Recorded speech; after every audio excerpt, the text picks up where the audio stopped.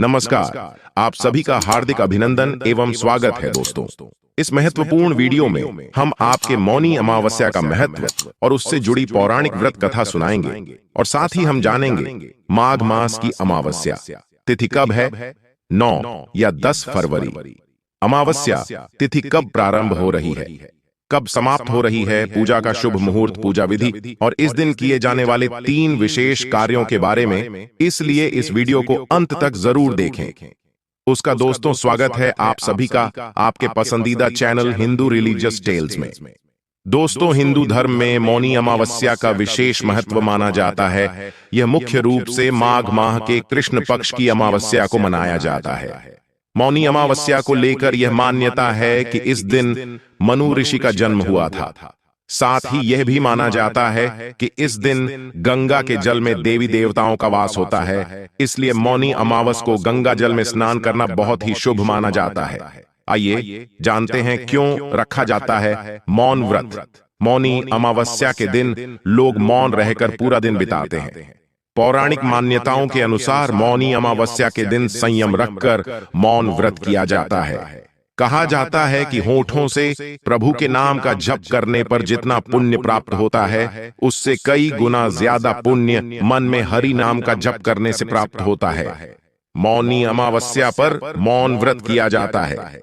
ज्योतिष शास्त्र के अनुसार सूर्य को आत्मा और चंद्रमा को मन का कारक माना जाता है। माना जाता है कि मन चंद्रमा की तरह चंचल होता है और अक्सर साधना आराधना के दौरान भटक जाता है। ऐसे में किसी साधना को निर्विघ्न रूप से पूरा करने के लिए मन को नियंत्रित करना आवश्यक होता है। व्यक्ति अपने मन की इच्छा को अक्सर वाणी द्वारा प्रकट करते हैं। ऐसे में मन पर नियंत्रण पाने के लिए माघ मास की अमावस्या के दिन मौन रखकर स्नान करने का विधान है।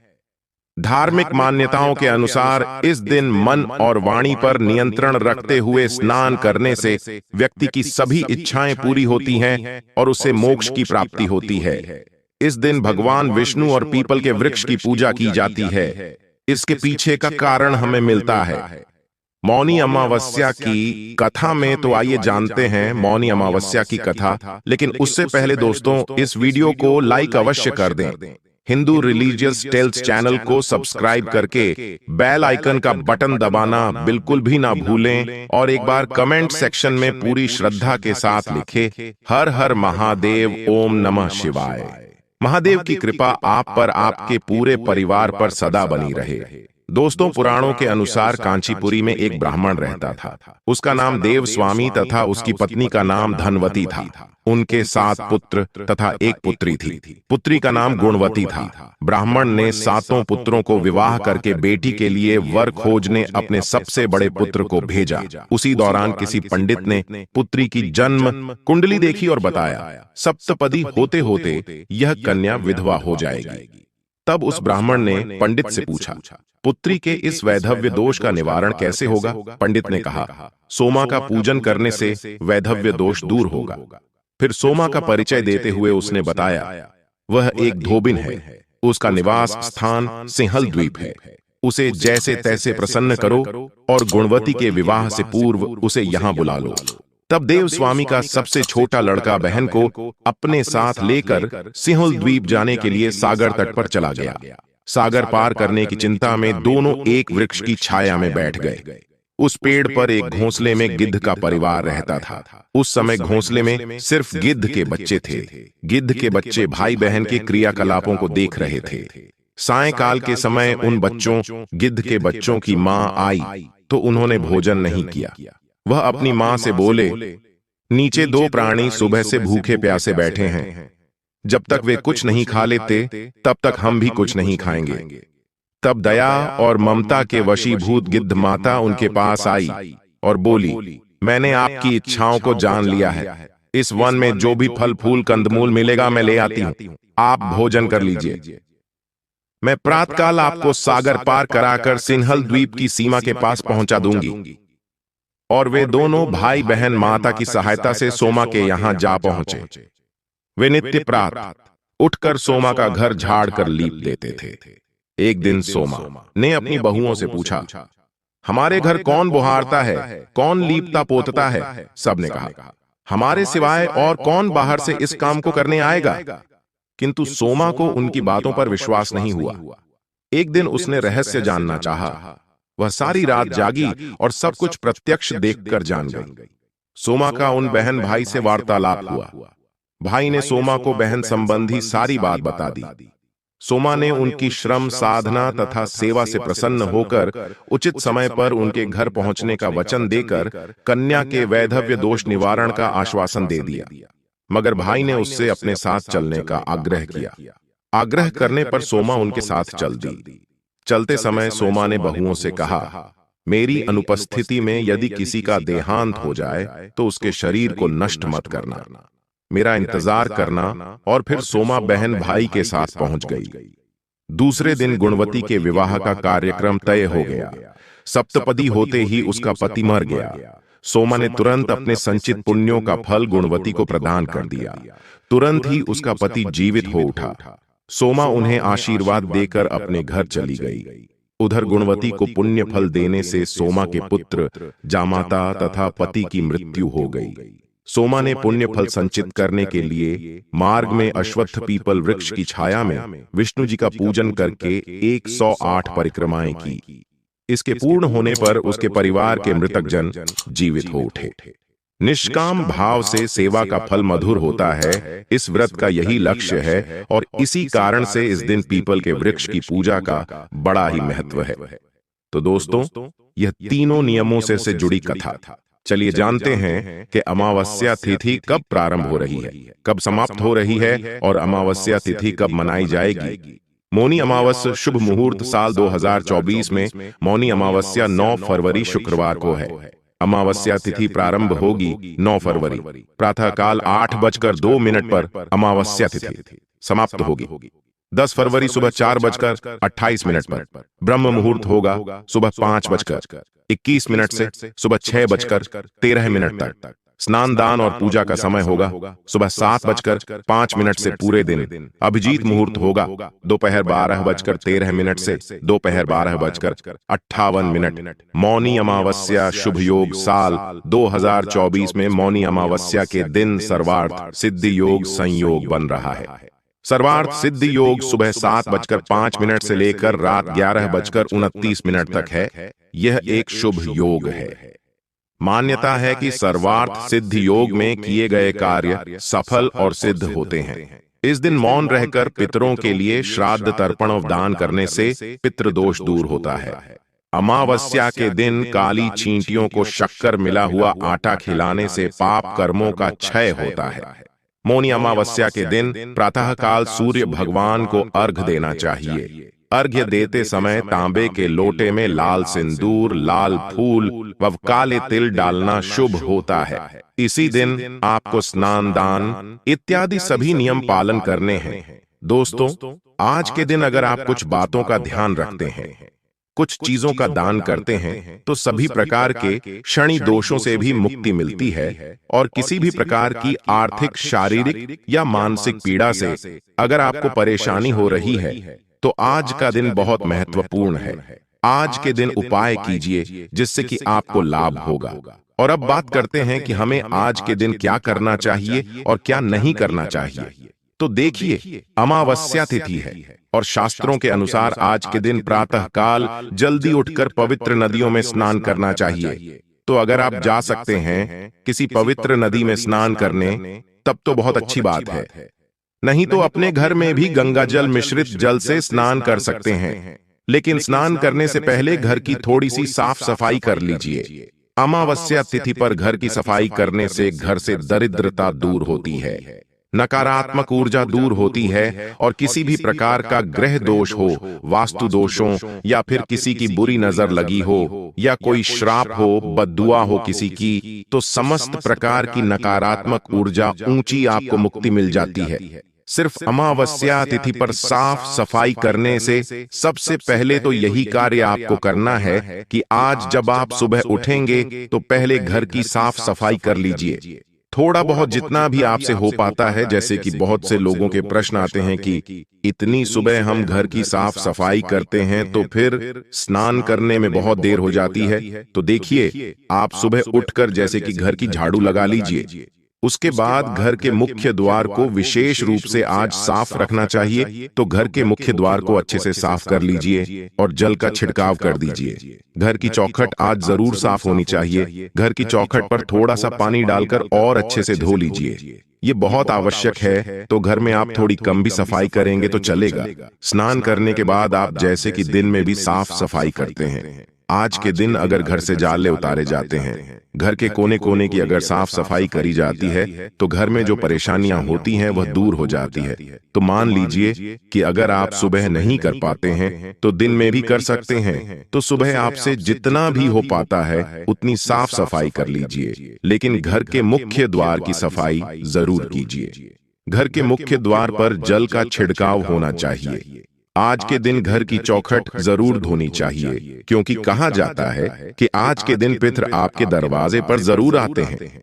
किसी न किसी स्वरूप में वह आपके घर आते हैं, अपने परिवारजनों के पास आते हैं। इसलिए अमावस्या तिथि को विशेष माना गया है, पितरों के लिए, पितरों की कृपा पाने के लिए, और शास्त्रों के अनुसार चौखट पर पितरों का वास माना गया है। इसलिए चौखट हमको साफ रखनी चाहिए और वहां पर स्नान करने के बाद एक दीपक अवश्य प्रज्वलित कर दीजिए। आज घर के मुख्य द्वार पर दीपक प्रज्वलित करने से सभी प्रकार की नकारात्मक ऊर्जा भी दूर होती है, पर आपके प्रसन्न होते हैं, आशीर्वाद देते हैं। तो आपके घर में जो भी रुके हुए कार्य होते हैं वह पूर्ण होते हैं। और इसलिए सुबह स्नान करने के बाद आप घर पर एक सरसों के तेल का दीपक प्रज्वलित कर दीजिए। दीपक आपको प्रज्वलित करना है और घर का कोई भी सदस्य प्रज्वलित कर सकता है। जरूरी नहीं है कि घर की महिलाएं ही करेंगी, कोई भी सदस्यता प्रज्वलित कर सकता है। और हाँ, आज के दिन पवित्र नदियों में स्नान करने का विधान है। तो देखिए, सबके लिए ऐसा संभव नहीं है कि किसी भी पवित्र नदी में जाकर स्नान कर पाए। तो ऐसे में आप अपने घर में भी गंगा जल और काले तिल मिलाकर उसे जल से स्नान करें। और हाँ, घर में बच्चे हो, बड़े हो या फिर बुजुर्ग, सभी के लिए इसी प्रकार से जल तैयार करना है।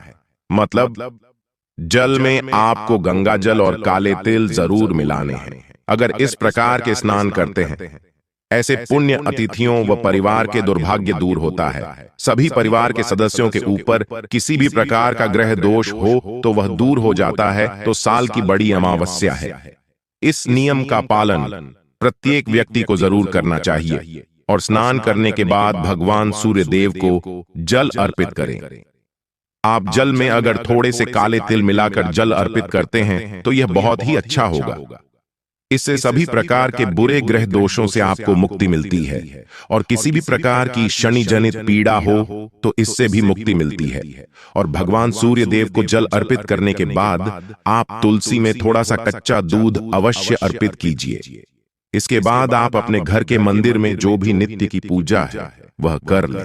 और हाँ, आज पीपल की पूजा का विशेष महत्व होता है। तो घर के आसपास अगर पीपल का वृक्ष हो तो वहां जाकर आप तो जल में थोड़े से काले तिल मिलाकर और पीपल की जड़ में अर्पित कीजिए। और इसके बाद धूप दीप करके पीपल की पूजा कर लीजिए। और हाँ, आज संध्या काल में पीपल के पास दीपदान अवश्य करना चाहिए। तो एक मिट्टी का दीपक या फिर आप चाहे तो आटे का दीपक बना सकते हैं। उसमें सरसों का तेल डाल दीजिए और एक लंबी बाती डालकर और अपने पितरों का मन में ध्यान करते हुए दीप प्रज्वलित कीजिए। उसके बाद थोड़े से काले तिल उस दीपक में डाल दीजिए और अपनी परेशानियों से मुक्ति के लिए अपने पितरों से और भगवान शनि देव से प्रार्थना कीजिए। इस प्रकार से अगर आप आज के दिन पीपल की पूजा करते हैं तो समस्त प्रकार के कष्टों से, दुखों से आपको मुक्ति मिल जाती है। आज के दिन अगर आपकी पीपल की पूजा करते हैं, पीपल में दीप दान करते हैं, जल अर्पित करते हैं, तो इससे बहुत अधिक पुण्य फल प्राप्त होता है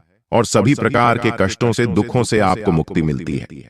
अब मान लीजिए कि आपके घर के आसपास कोई पीपल का वृक्ष ना हो, तो ऐसे में क्या करें? तो देखिए, घर के आसपास कोई शनि मंदिर में भी आप जाकर थोड़ा सा तेल अर्पित कर सकते हैं शनि देव पर। आप दीप दान कर सकते हैं। और मान लीजिए कि आपके घर के आसपास शनि देव का मंदिर भी ना हो, पीपल का वृक्ष भी ना हो, तो ऐसे में क्या करें? तो ऐसे में आपके घर के आसपास भगवान भोलेनाथ का मंदिर तो अवश्य ही, शिवालय तो हर जगह उपलब्ध होता है, तो ऐसे में अगर आपके घर के आसपास शिव मंदिर हो तो वहां जाकर भगवान भोलेनाथ के ऊपर काले तिल जल में मिलाकर अर्पित कीजिए और विधि विधान से भगवान शिव की पूजा आराधना कीजिए। वहां पर दीपदान कीजिए तो इससे भी आपके समस्त प्रकार के जो ग्रह दोषों से मुक्ति मिल जाती है। तो आपके घर के आसपास जो भी सुविधा उपलब्ध, पीपल का वृक्ष, भगवान शनिदेव का मंदिर हो या फिर शिवालय हो, जो भी सुविधा आपके पास उपलब्ध हो वहीं जाकर आप भगवान भोलेनाथ की, शनिदेव की और पीपल के पास पितरों की पूजा आराधना कर सकते हैं। और अगर तीनों चीजें आपके पास उपलब्ध हो